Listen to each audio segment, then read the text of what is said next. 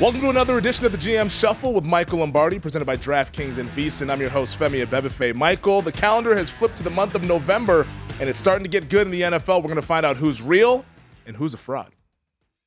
You know, and this is always the month where I got a bunch of friends that we always send on November 10th. We exchange a text because November 10th really starts the NFL season, and it's attached to the wreck of the Emmett Fitzgerald. Now, some of the people that are too young to remember, this was a ship that was trying to it was an iron ore ship that was fully loaded. It was going from Superior to Cleveland, actually. And like most things that happen in the Great Lakes, in the Lake Superior specifically, weather turned, and all of a sudden they couldn't make it 15 miles to Whitefish Bay. Well, weather's turning.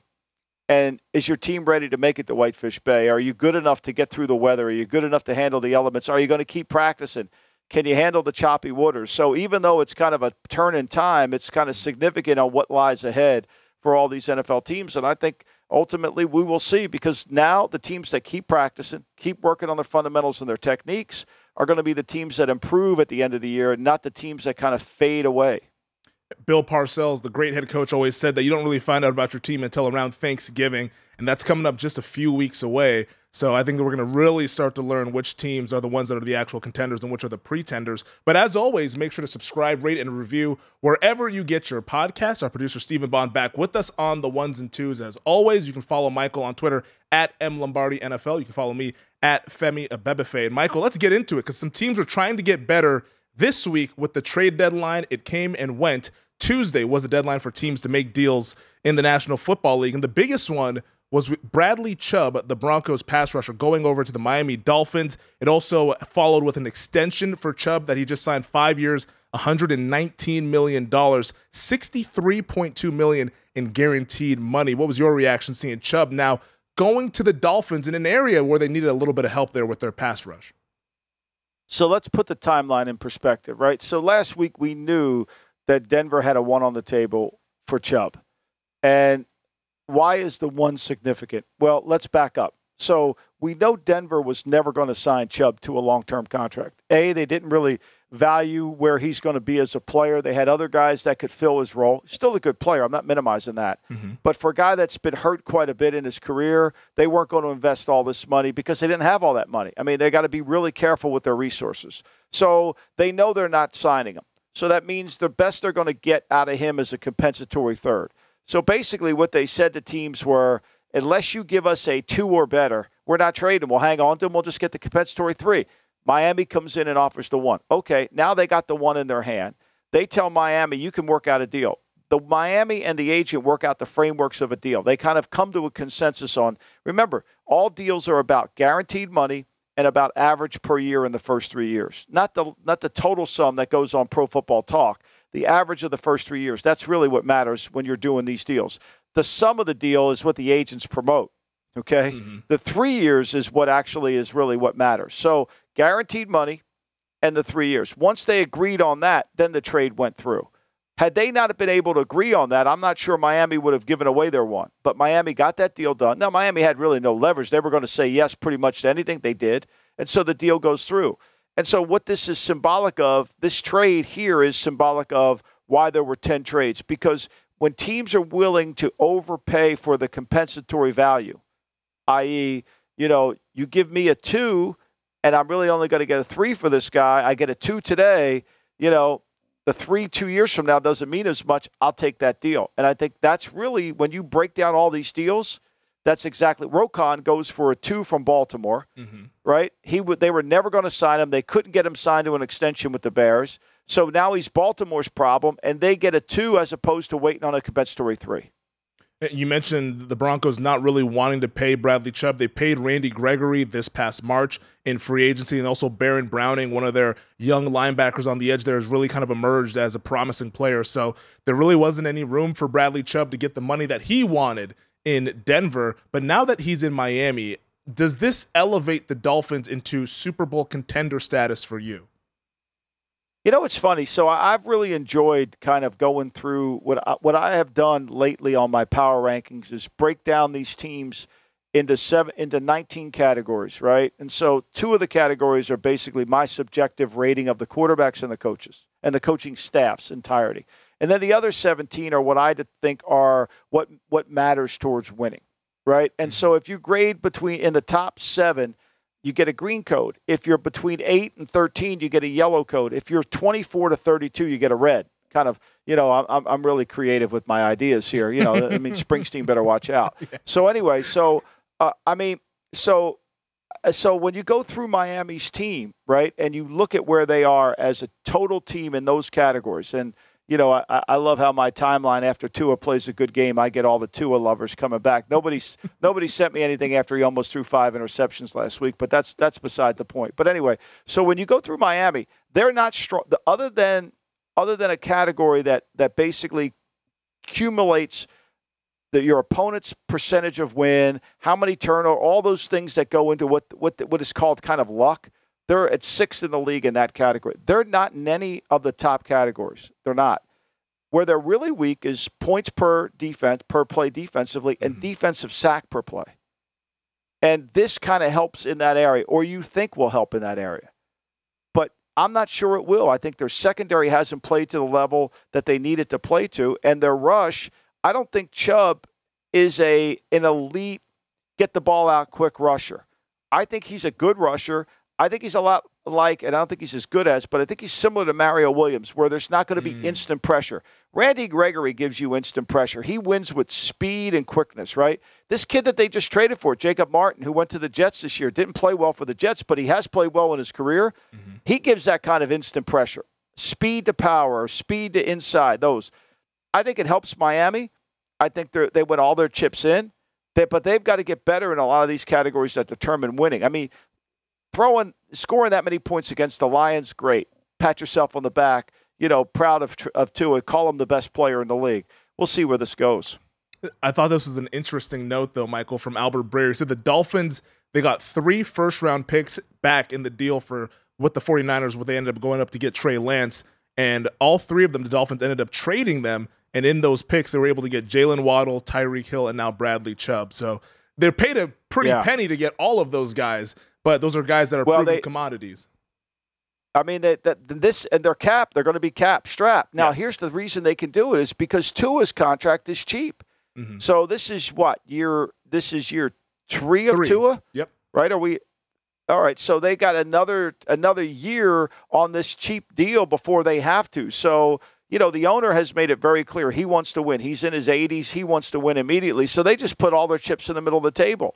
And, they're worried about today and a little bit towards tomorrow, and we'll see if it can happen. But they had to get better on defense, Femi. I mean, they were not good enough so far on defense. They want to play man-to-man. They're in a double sync look. People kind of know what they're doing. And, people have moved the football effectively on them. And other than the game in Detroit, which Detroit had a 31-17 lead at the half, believe it or not. They scored 31 in the first half, didn't score a point in the second.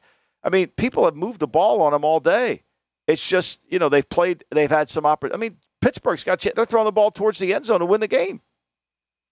Yeah, they needed some help on defense. We'll see if Bradley Chubb can give them that help. But we also saw a interdivision trade during the season, which you don't see too often between the Lions and the Vikings. The Vikings acquiring TJ Hawkinson, the first-round tight end, for a second-round pick and then also a 2024 third-round pick. Minnesota gets back a 2023 fourth-rounder and a 2024 fourth-rounder. How do you think Hawkinson helps this Minnesota offense? Well, I mean, it helps them in the middle of the field, right? So I think, football, we always say is chess on grass, right? So in chess, if you control the middle of the chessboard, you're going to control the game. And the same thing with football. If you control the middle of the field, you can control the game. And how do you control the middle of the field? You run it, you throw it inside. In between the numbers is essentially where you got to win the game. And this gives them another player to play inside. They've got Dalvin Cook. He's better than Irv Smith Hawkinson. He's a better receiver. He's a better route runner. And with Jefferson on the outside and Thielen now, it gives them a lot of weapons in their offense to really go forward. I mean, this Minnesota team, in all the categories that I break down, even though they don't look pretty. I mean, last week I had them as a 6-point. They should have been a 6-point favorite against Minnesota, against the Cardinals, and of course, naturally, I'm too stupid to recommend it, right? Because all their numbers in Minnesota are really good. Points per play, they're 7th. 8th in offensive line protection. 4th in red zone trips.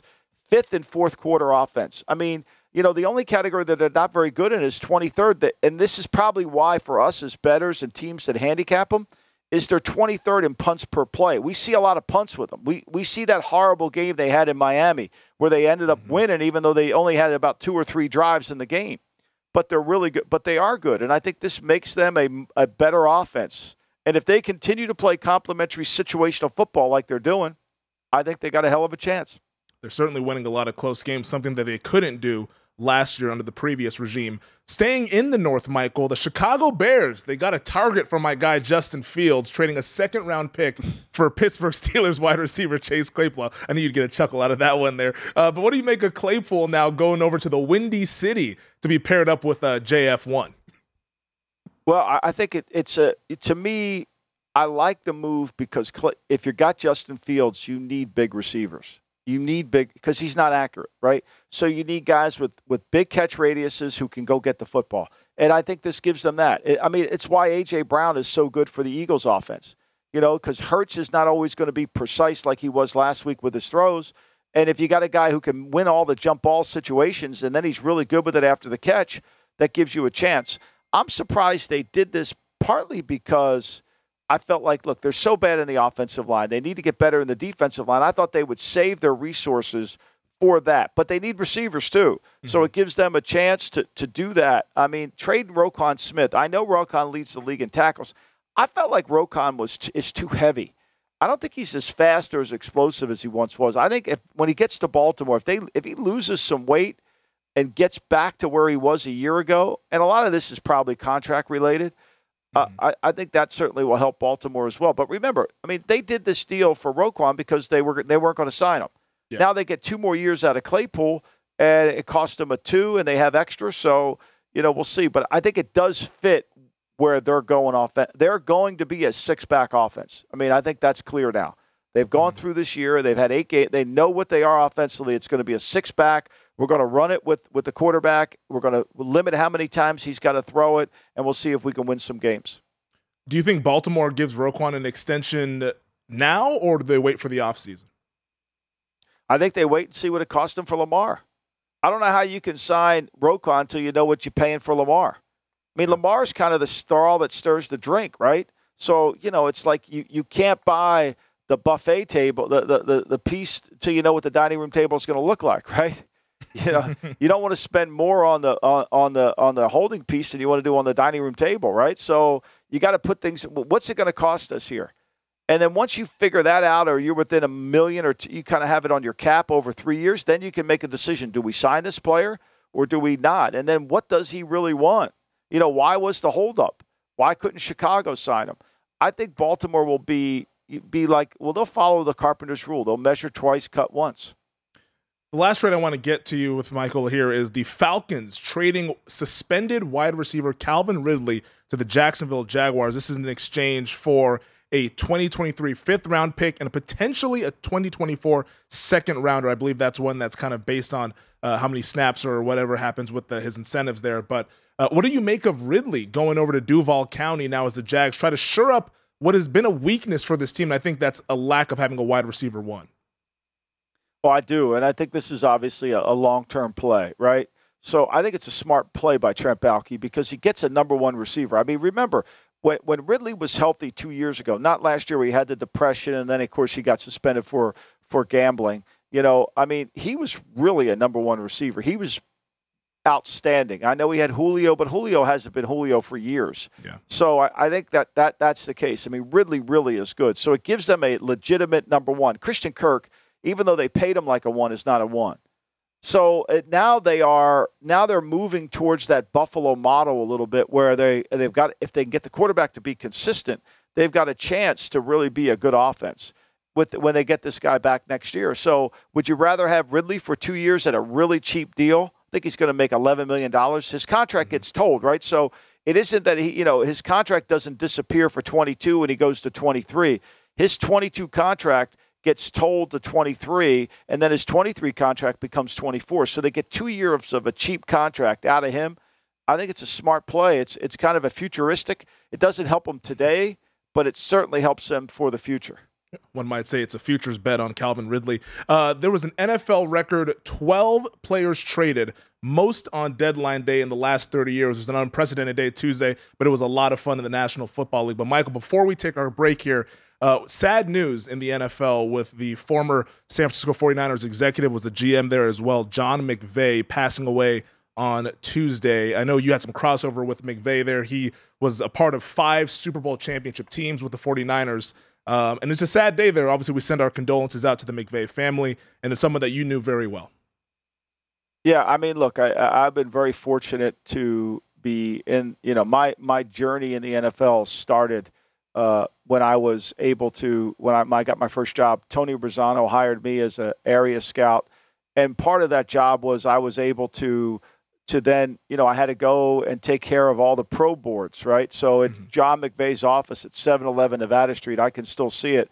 It was there, and on the large wall was a magnetic board that I had to keep up to date, right? So I had to go in there and make sure everything was up to date and handled and go through all that. And so he would literally let me come in no matter who he was on the phone with, and I would listen to him have his conversations, because remember, that was when cell phones weren't involved, and he was literally on the phone sitting at his desk pretty much most of the day, and any errand I had to do, he would tell me what he wanted me to do. So, what I loved about Coach McVay, I always called him Coach, was he was the unsung hero. He never tried to be bigger than the program. He worked for Coach Walsh. He made it a point to make everybody understand that Coach was running the team and that he was the master behind the scenes. He kind of made sure everything got done and everything got handled. And I think ultimately that's the role of an executive. And he taught me the role of an executive, that it's more important for the coach to be out front than for the general manager. And he was selfless. I mean, this is a man that, people forget the miracle in the Meadowlands. He was the head coach of the Giants. Well, the reason they had to do the handoff between Joe Pisarcik and Larry Zonka was back then the officials were the only persons that really knew how much time was left in the game. And so it wasn't like today where you can take the snap, kneel down, and look at the clock and wait to kneel down before you go down and run the clock out, right? So the official, and nobody in the stands really knew how much, there was no official time on the field. So nobody really knew that. So teams then had to do the exchange. And so because of that, the fumble picked up, and these two teams that were playing in the Meadowlands game, they were even in terms of records. I mean, it propelled the Eagles to their season of the wild card, and it killed the Giants, and he got fired. And yet he went and did exactly what Coach wanted him to do, and he was selfless. He was an honest person. He was very fair to me. I talked to him later in life a lot of times. I can remember when I got the GM job of the Browns, he called me and congratulated me and said that, my grandson is going to be a great coach. And that was when I got introduced to Sean by him on that. So, I have great memories of Coach McVay, and he'll be missed. And it was a lot of fun learning from him. It really was. Yeah, he'll definitely be missed in the NFL family. And just like you mentioned, Sean McVay, his grandson, head coach of the Los Angeles Rams. It shows you the kind of the lineage and the family ties that this league has. And the thing that I always felt like it was to me, I think this sums it up the best. When Walsh, McVay was one of those guys, if you walked in his office, he didn't have pictures of himself. He was very selfless. But the one picture, if you went to his home, that he had a picture of Coach Walsh on his wall, and it was signed to him from Coach Walsh, and Coach Walsh just wrote to him, "You are the master." And I think that's the right word.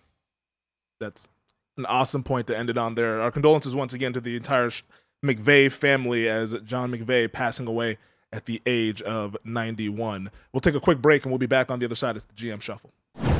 All right, Michael, Week 9 begins tonight, Thursday Night Football over on Amazon Prime, between the Philadelphia Eagles and the Houston Texans. Philadelphia, at our show sponsor DraftKings, 13.5-point favorites, total 45.5 here, Michael. How do you see this one shaking out? I mean, look, I see it shaking out as an Eagle win. I mean, I think the question is, I'm shocked, to be honest with you, Femi. I'm really kind of shocked that this line didn't move over to just to 14. I'm surprised it stayed under the 14. Only because the Eagles, and the Eagles are, one of the areas the Eagles are not strong in is their fourth quarter. And that's because they've given up so many points that they're in such control of the game, it doesn't matter.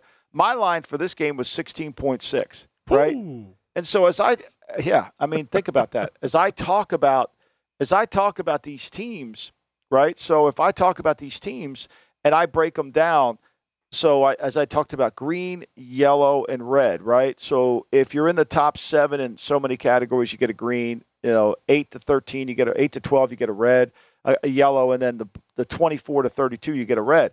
I mean, Philadelphia is they have 14 areas where they're in the top 7. 14. They have one area where they're in the yellow, and they have no areas they have one area in the red. That's the fourth quarter. And they're playing against a team like Houston that really, was disappointingly coached last week. I mean, when you know the opposing game plan is all run and you don't stop the run, you can blame the players, but you got to take some responsibility. And when you watch the Texans, they're only good in one. They have no strengths. They're one yellow and they have 12 green. They have 12 reds. It's a pretty tough matchup. I mean, of all the teams this week, the number 2 team in terms of what I call game codes is the Philadelphia Eagles. The bottom team is the Houston Texans. So, I mean, I would be shocked if Philly didn't win by 14, but I also wouldn't be shocked if they backdoor covered and only won by 10. But I think Philly's going to win. The Texans don't do anything well. They don't do anything. They can run the ball, but they don't really have a creative running game. Their offense is almost high schoolish. I don't know where Davis Mills is. I really don't. Right now, he doesn't look good enough. He looks like a third-string quarterback who's going to fizzle out of the league. Although, I'll say this. If Bill Walsh were alive and he watched Davis Mills, he would like Davis Mills a lot.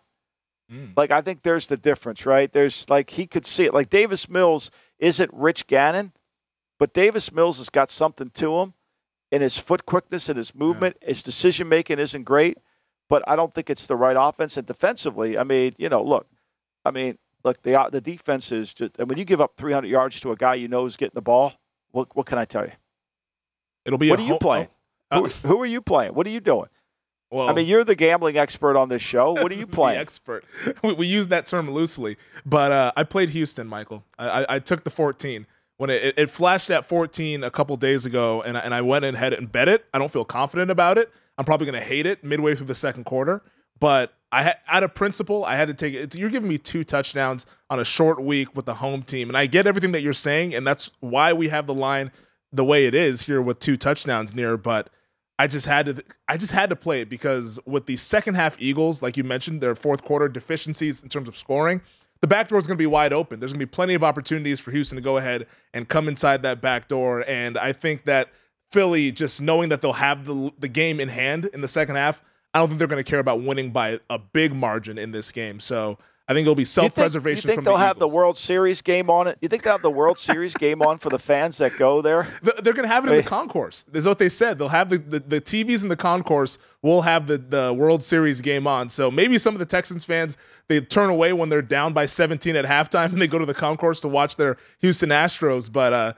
it'll be on in the building, but it won't be on when you're actually inside the stadium. But it's going to be a homecoming for Jalen Hurts. He's from the Houston area. And, Michael, I saw this note here from NFL Network's James Palmer. He said, since Jalen Hurts became the Eagles starting quarterback back in Week 14 of 2020, the Eagles are second in the NFL in rushing yards per game, just behind Baltimore. They're first in rushing touchdowns with 45.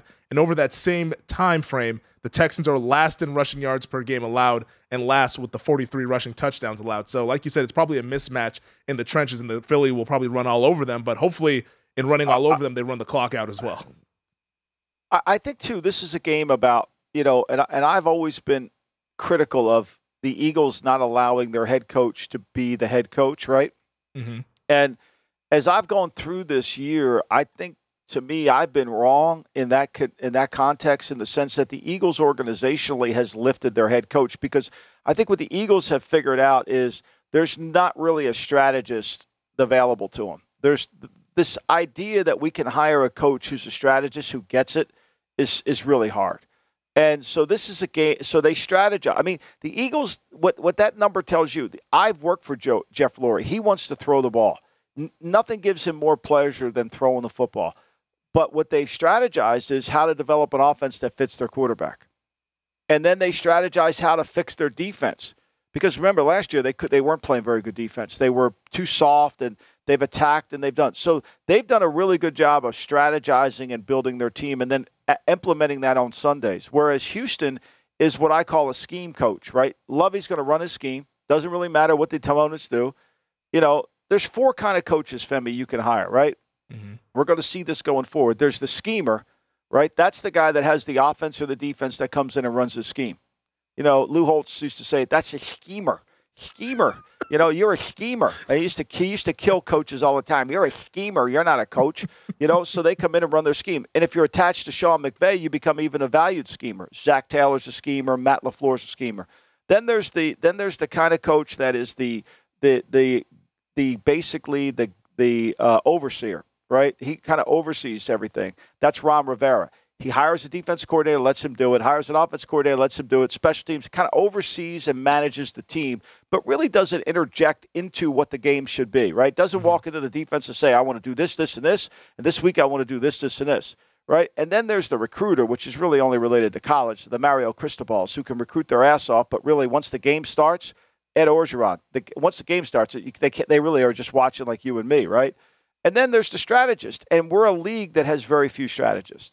So the Eagles have developed a model within their organization to compensate for that. And I think you got to give them a ton of credit for that. I finally figured it out. Like, I've been sitting here wondering how they're doing it, and that's it. And whereas these other teams, they keep hiring schemers, and they wonder why they have no strategy. Last note on this, Michael, before we go to break here, it will mark the 7th time that a World Series and NFL game take place on the same day involving the same 2 metro areas in Philadelphia and Houston. Pretty cool stuff. Hey, Femi, if this rating for this football game is higher than the World Series, then baseball's got a huge problem. It will be. NFL's king. On the other side, we'll talk about some rookie head coaches here on the GM Shuffle. All right, Michael, we've had a number of rookie head coaches this year have some success, and you just recently brought up about how coaches fall into 4 different categories: schemers, recruiters, CEOs, and strategists. And I want to kind of put each one of these guys into one of those categories. Let's start off with Brian Daboll. Just overall, what do you think of what he's done so far through 8 games with his New York Giants team sitting at 6-2? In my opinion, he's looked like the best rookie head coach we've seen up until this point. Well, I think Brian has proven that he is the strategist, that he's taken a step back, that he's not egocentric, that he's got to be seen looking at a play sheet calling the game. Like, he's called in a lot of football games, Mm-hmm. And I think what he's done is he strategized from week to week how to win the game. I think that's why they've been successful. I don't think their team's very talented, but they've done a nice job of strategizing every week. They're good in the critical areas of how to win the game, and he's managed it, and he's taken risk. He's understood the game. He's watched the game. He's watched the flow of the game. And so, therefore, because of that, he's made good decisions in the game, and his team's responded. I think, to me, it's an old school approach, but it's kind of the right approach, and it's finally happened. And at least Brian now will have a conversation with Sir Wink Martindale about, well, this is what we need to do, or with Mike Kafka, this is kind of where I have to see it. So I think he deserves high praise for what he's accomplished. I thought it was really interesting in the offseason when it came out that he was going to give the play calling duties to Mike Kafka, and everyone was like, whoa, like, Daboll, you were hired for this job because of what you did in Buffalo as a play caller. And he said, you know what? No, I want to sit back and elevate Kafka here and see if we can do this thing this way. And so far, he's pressed all the right buttons as a head coach. And I think the strategist point for him here is why you've seen the Giants in the 4th quarter being able to make those adjustments and grind out some wins against teams that are probably more talented than they are. Kevin O'Connell, though, is the guy that quietly has the best record of these first-year head coaches. 6-1, the Minnesota Vikings here. What have you made of a KOC out there in the Twin Cities? I think Kevin's done a nice job of kind of scheming what he wants to do, kind of, and letting Ed Donatel run it. I think Kevin's a schemer. I think he maybe eventually could become a strategist. But I think partly the reason why Minnesota hired the new general manager as an analytical-based guy is I think they want to follow the Philadelphia model that the organization can help carry the head coach. That, they're going to be involved in a lot of these strategy, analytical decisions based on how the game is going. And maybe there'll be a time where O'Connell will give away the play calling and take a step back and look at the game. But I see him more as a young Sean McVay. He's got an experienced defensive coordinator. He's letting him run that side of the football. And they've been very good. They've been fortunate to win these close games. I mean, they don't look pretty doing it, but they do. Dolphins head coach Mike McDaniel, he's 5-0 when his quarterback starts and finishes a game. Now, that's been an issue for them, Tua being banged up this season. But at 5-3, right in the middle of the playoff mix, we talked about them adding Bradley Chubb. What's your evaluation on McDaniel here through 8 games? Well, I mean, McDaniel, he's been a very good schemer. And so he's got the scheme going. And, when he plays against certain teams like Detroit that are really shitty on defense, they look a lot better than they are. They haven't really scored a lot of points other than when they play bad defenses, the fourth quarter of Baltimore and then this game. But I think he's done a good job of understanding his role. I don't think he's a strategist. I don't think he's fixed the defense through the season. The defense has actually gotten worse. But, for what they're doing and the players they have around them, I think that's been a good fit. Do I think it's sustainable? I'm debating. I think he gets a C+ so far. Well, McDaniel will be going up against fellow rookie head coach Matt Eberflus of the Chicago Bears. The Bears sitting at 3-5, but have been showing signs of life over the past couple of weeks here. Eberflus being a defensive guy, we don't see these defensive coaches really get jobs anymore since everything is trending towards the offensive side of the football here. But so far, I think Eberflus has done a pretty good job with the hand that he was dealt, in my opinion. Well, I think to me, and I've never thought Eberflus was a great defensive coordinator. I never have. I thought he was too generic, too basic, and I thought it was just there wasn't enough intellectual stimulation within it. I think he's a way better head coach than he was a defense coordinator. I think he's managing the game. I think he's taken a step back. I think he's finally figured out what offense they need to run since the New England game about they're going to be a 6-back team, and that's who they are, and defensively they're going to try to get better. I mean, they traded 2 really good players, but they were a really good player. Robert Quinn may come out and rush in that role, but for them to go forward with Roquan and Robert, Roquan, if he's healthy and fast, okay, but it's hard to think that he was in the best. I didn't see him in great shape, so I am pleasantly look. I admit what I say about Eberflus defensively, but the way the role he's assumed is different than what I thought he was going to do. I thought he was going to be the defense coordinator coach in the Bears, and he's been the head coach, and I applaud him for it. And I think he's done a really good job. Last and maybe least, Nathaniel Hackett out in Denver, Michael. The Denver Broncos off to a rocky start. What do you want to say about Nathaniel's everything we're talking about. He's everything we're talking about. Nathaniel's scheming, right? And so nobody's managing the game. And so you can bring in Jerry Rosberg, but managing the game, what fans don't Mike Vrabel manages the game starting on Monday. And then he manages the game on Sunday based on what he's done all week. It's the same thing Belichick does. So you can't really have Jerry Rosberg in there if he's not controlling how we practice. If he's not controlling how much attention's given to special teams or this and that. That's the job of the head coach. And so Nathaniel's been a schemer. And the scheme's not very good. We know this, right? The scheme's been kind of very generic. It's funny. All the conversations about Pete's offense being high schoolish have now transferred to Denver being high schoolish, right? What's the similarity between that? You figure it out. So, coming after my guy. I think to me, I think Nathaniel would have been a lot better to step back and say, here's the offense I want to run. I want to manage this game. I got to make sure the defense has my personality in it. I got to, we got to have some toughness, but that hasn't. But think about it. He's a schemer. He was close to LaFleur, who was close to McVeigh. That's how you get jobs. Is it possible to be a strategist and a schemer at the same time? Yeah, that's what Coach Walsh was. Yeah, that's what he was. That's who he was. But he was it on defense, too. And so what Bill did was what Coach Walsh was able to do was stimulate the strategy on defense, too. When people think that the standard of excellence, those 17 principles that he had, was the core, the foundation of the team was we're going to build we got to have a great pass rusher because if we're going to win games, we got to close it out. We got to have a defensive. It was all those things. He was as much involved with the defense as it was. And for all these West Coast guys that have Coach Walsh's picture up in their office, he felt the receiver position was the last one to pay attention to.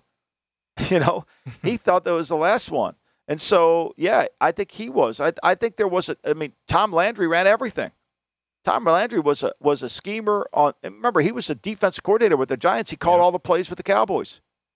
I mean, that we've lost that. And what we've really lost, Femi, is a sense of history. Okay, so the league has changed, and the fans don't see this, but the league's really changing. So we are now in a double sync look. Everybody's running double sync on defense, which means they cover up the guards and they put somebody over the center. And so now, because they want to take away the RPOs and they want to be able to get instant pressure inside. And so now the game is evolving back to the teams that want to be more two-back. So what San Francisco did against the Rams is kind of the evolution of where this is going, right? If you go back, it's because the C gaps in this front are really vacant, and there's really not a way to fit into it. And the run fits are so shitty now because nobody practices that if you just run two-back runs with modification, the Joe Gibbs offense is back in vogue.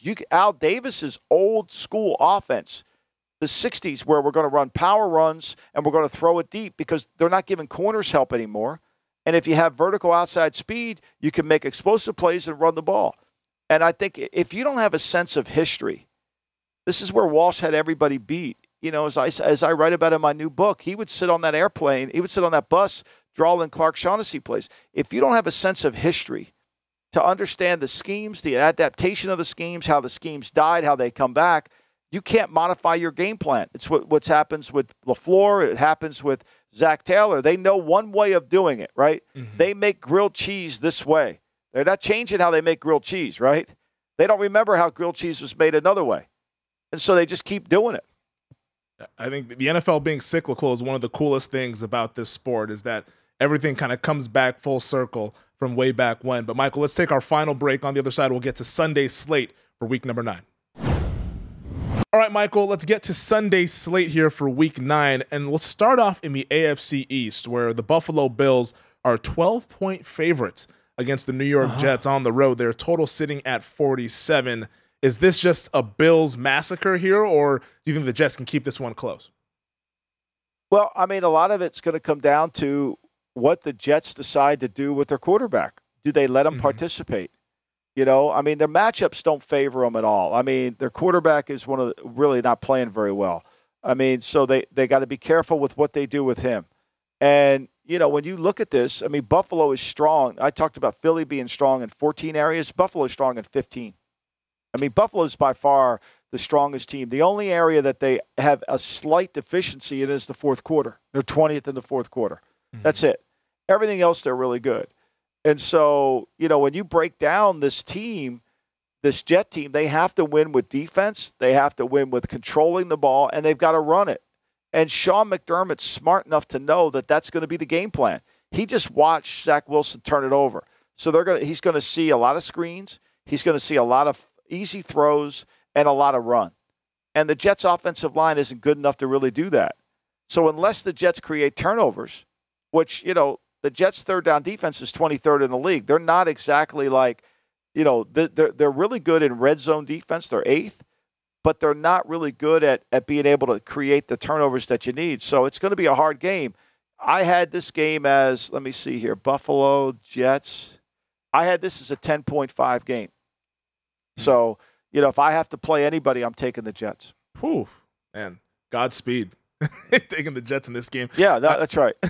I mean, I don't trust. I mean, the Jets are so bad on third down offense, you know, that I don't. They're 23rd. They don't get a red check there, but they should. I mean, they're just not good enough on third down. I mean, that's third down defense. Third down offense, you know, they're not very good at all. So. The Dolphins will be in Chicago this Sunday taking on the Bears. Right now, Miami 5-point favorites, total 45.5 here. Weather should be pretty good is what they're projecting, around 60 degrees out there in the Windy City. So we might see another track meet here from this Dolphins offense.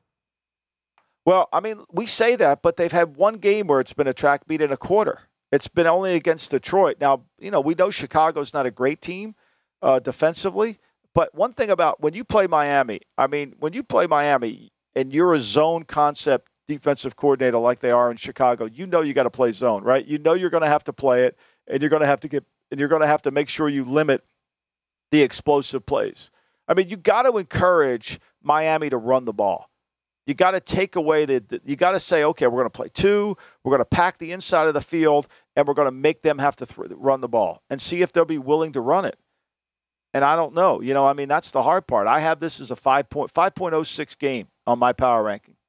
There we go. Well, and so, but I think the Bears, at least the Bears offensively, kind of found out where they need to go. And this could set up good against the Miami team, like I said, that hasn't played great defensively. I'm curious to see where you have this next game here, Michael. Colts at the Patriots. New England 5.5-point favorites, total sitting at 40. It'll be the first road start for Sam Ehlinger, and he's going up against the best defensive mind the game has ever seen here. I think New England wins this by a touchdown. What say you? Well, look, this is 2 teams that love to turn the ball over, so I think you got to be really careful. And last week New England turned it over once, but they have been very bad at turning the ball over. And, I think ultimately when I had this as a 5.43 game. That was my number when I broke it down. Now the thing is, New England is, both these teams have deficiencies in areas. New England's got 4 red checks, and they have 5 greens. Whereas Indianapolis only has 2 greens, and they've got 4 yellows and 4 reds. So, I think this is going to be a really close game. I think 5's too many points. I really do, Femi. I think it's going to be hard for New England to cover. But I think New England's got to win this game with their defensive front, and they can't turn the ball over. That's what happened to them last year when they played against them. They had a chance to beat them on that Sunday night, and they turned it over, and it cost them a chance to play, have a home game, play out. It kind of started them down the wrong slide. But the way they played last week offensively, New England, their offensive line was not very good. And, the right tackle situation, whether it's Wynn or Gannon, has been problematic. David Andrews right now still in concussion protocol as well, their center. So that's something that if they don't get him back, like you mentioned, the offensive line issues could continue. But I think Ehlinger is going to make some mistakes here. First road start against a Belichick defense. I don't know. I think Mac will be a little bit better now that he's a couple of games removed from that injury here. Chargers and the Falcons in Atlanta. I think this is going to be one of the more fun games that we see. Where are you going? I want to hear where you're going on this one. I want to hear where my astute analysis is going. I want to hear your commentary here. Our guy Brandon Staley, back from the bye, is now a 3.5-point favorite against the Atlanta Falcons, total 49.5. Initially in the week, I thought I was going to like the Chargers, but then we heard Keenan Allen say that he kind of re-aggravated the hamstring during the bye week when he was training. So I took the points. I went with the Atlanta Falcons. I took the 3.5. I think their run game allows them to keep this close against a pretty soft run defense. Yeah, we'll see if they can play any run defense. That's been their issue, right? So I think, to me, this sets up perfect for the Chargers because Atlanta can't cover anybody. You and I are going to get 100 yards against Atlanta the way their secondary plays, right? And then the Chargers are not a great run defense team. They give up big runs, and I think Arthur Smith has done a great job of being a strategist too, because give him credit now. He calls the plays, but he's kind of tried to run the game to try to take away some. He knows his defense isn't very good. So I would lean towards the points. Look, Atlanta's one of the best cover teams in the league, and they're 6-2 covering. They've lost the last 2 on the ATS, but coming off the bye, I don't trust it, but this should be a Justin Herbert show. They should make plays, but without Keenan Allen and without Mike Williams, it's tough. It's a different game. And that offensive line, let's not forget, bad lines don't travel well. And this Charger line is bad because they've lost some starters. And I think that could be a factor here too. I think this is going to be the game where red zone is just constantly on this one, because I think both of these offenses are going to be able to move the ball up and down the field, and it's probably come down to the fourth quarter and who doesn't make mistakes. And both of these teams, it's a great point, Femi, and both of these teams are not great pass rushing teams. The Falcons are 32nd in sack per play, and the Chargers are let me see. No, I'm sorry, I had the wrong team I was looking at there. Both of these teams will struggle, I think, in getting the quarterback on the ground. I really do. And when you look at it, we'll see if they can make any plays, but I think that's the biggest issue is, can you get this guy? Who's going to put the best pass rusher on the field? That, to me, is the problem. Seahawks taking on the Cardinals down in the desert. The Seattle Seahawks 2-point underdogs. I think a lot of people would be surprised by that. Total sitting at 49.5. Does the Mare get the win against the division rival? You just look sick to your going stomach. back to that. The Chargers are 31st in sack per play. I meant to say that. Let me say this about the Mare. Okay, like this is one of those games where I have Seattle should be the favorite. Okay. And Seattle's getting points. I have Seattle should be a 6.68 favorite. Whoa. Yeah, I mean, I all my numbers, they're all based on numbers. They're not based on, this is what I think. They're not based on, I think the moon's going to rise here. I think Dominic's going to get this kind of candy. Leo's going to get this kind of candy. It's not based on any speculative thing at all, right? It's all based on just numbers. And so, like my Minnesota number was last week against Arizona. I mean, look, I don't make up the numbers, right? And Seattle's numbers the last 3 weeks defensively have been outstanding. Yes. And to go along with what they've done, let me say this really clearly. Seattle is running the Sean McVay offense with Jared Goff to a T. To a T. It's the Jared Goff offense with Todd Gurley. It's the Jared Goff offense with their skill. They're running the football. They're doing everything that McVay did when he first went to Los Angeles. McVay, on the other hand, is running the Detroit Lions offense with Matt Stafford. Because every time McVay calls a run, he wants to kill himself because he knows it's going to be a 1-yard gain. And it just drives him crazy. So, to me, and Seattle has done a great job of playing the Mare. They understand how to rush them. The last 3 weeks defensively, they played very well. And they can move the ball. I mean, look, they scored 9 points the last time they played them. I was on Arizona the last time. Where do you have Arizona rated in your power rankings, real quick? I have Arizona rated. Arizona has three greens, 2 yellows, and six reds. Seattle has 5 greens, 2 yellows, and 1 red. I have Arizona ranked 1. Let me see here. 1, 2, 3.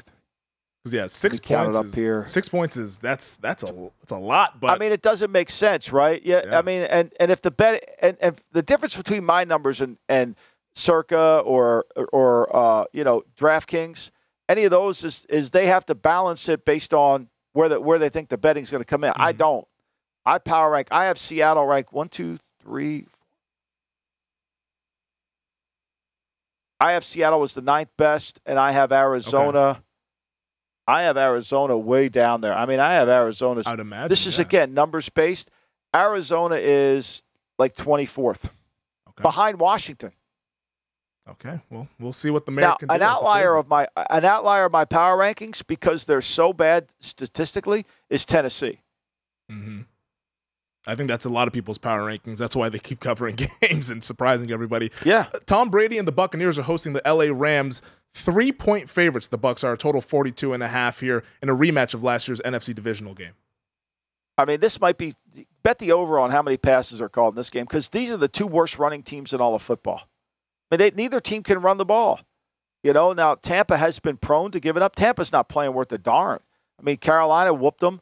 I mean, and neither are the Rams. That second half against the Rams was just horrible. I mean, think about this. The Rams are only strong in 2 of my categories. They have 7 weaknesses. So does Tampa has 6. But at least Tampa's good in 5 areas. So I had this game as a 4.5 game favoring Tampa. Yeah, I bet Tampa. I laid 2.5 there. Hopefully I don't regret it when the ball kicks off Sunday. Finally, Sunday Night Football, Titans at the Chiefs. Kansas City coming off the bye, 12.5-point favorites, total 46. You think Vrabel can keep this one close with his strategy? I mean, he couldn't do it against Buffalo. He couldn't do it. I don't know. You got to wait and see what Tannehill plays like. I had this as an 11.75 game. To me, I would take Tennessee in the points, because I think Tennessee's playing way better defensively than people think they are. They're really good up front. This long kid can run. They're fast. They're athletic defensively. And I think Vrabel will manage the game. And look, Henry can run the ball. They are going to be a 2-back run team. And what the Raiders did effectively against Kansas City, if you go back, they ran 2-back runs. Yeah, I don't have a read on this one. I didn't bet the game, but I think Kansas City is clearly going to win the football game. But maybe it's close, maybe it's not. But real quick, Michael, I'll make this prediction here. I think the Titans are going to be the team that. I think the Titans will be the team that give the Eagles their first loss of the season. Stow that away. Stow that away for December. I'll write that down. I might be Throw with that you away. on that one. I mean, look, I think Philly wants to lose a game. I don't think Philly wants to pitch a no-hitter like they got thrown against them last night. Like, I don't think they want that. I think they want to have home field, but they don't want that cloud hanging over them. You know. Mm-hmm. Speaking of, that's a great book too, Femi. If you ever get a chance to read it, I think every coach should read it. Is the history of the 72 Miami Dolphins, of how they evolved and what they went through. Well, they'll be hoping to pop that champagne. And I think they pop the champagne December 3rd when they take on the Tennessee Titans. But, Michael, let's get out of here. It's been a fun show. As always, subscribe, rate, and review wherever you get your podcast. Thank you to our producer, Stephen Bond, as always, with us on the ones and twos. And, Michael, I will talk to you on Monday as we react. I can't wait, Femi. I can't wait. Thanks, buddy. Appreciate you. Thanks for watching the GM Shuffle with Michael Lombardi. And for more videos like this, make sure to subscribe to VSiN Live and the GM Shuffle podcast with Michael Lombardi, presented by DraftKings and VSiN, wherever you get your podcasts.